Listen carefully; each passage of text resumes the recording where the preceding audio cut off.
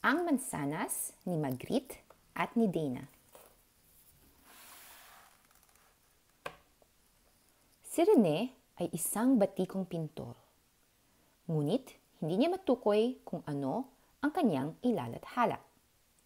Dahil dito, hindi siya makatulog. Pagbangon niya kinabukasan, wala pa rin siyang mailathala.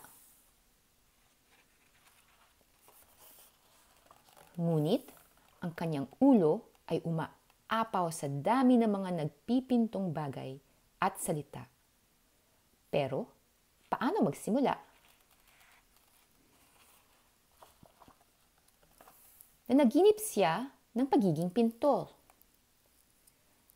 Ito ba'y mga ulap o mga bato?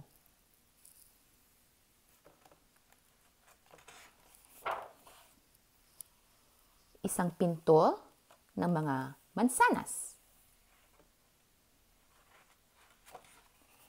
Nanaginip siyang magpinta ng mga sombrero, mga sobresanas, ng paru-parong dahon,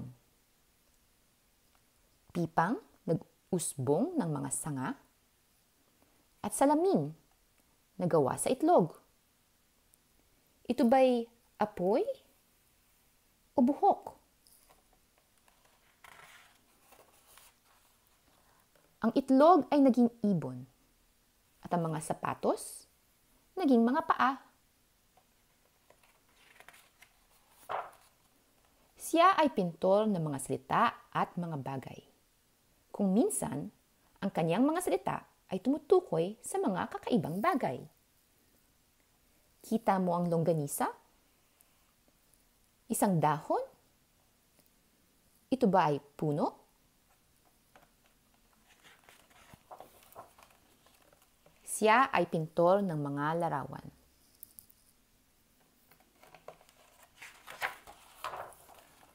Nasisiyahan siyang pumasok at lumabas sa mga larawan.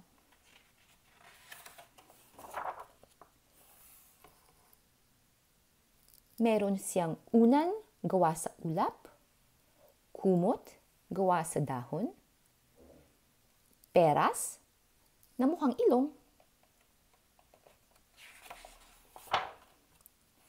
Pininta niya ang mga imposible at ito ay naging posible. Pininta niya ang kamangha-mangha at ito ay naging karaniwan.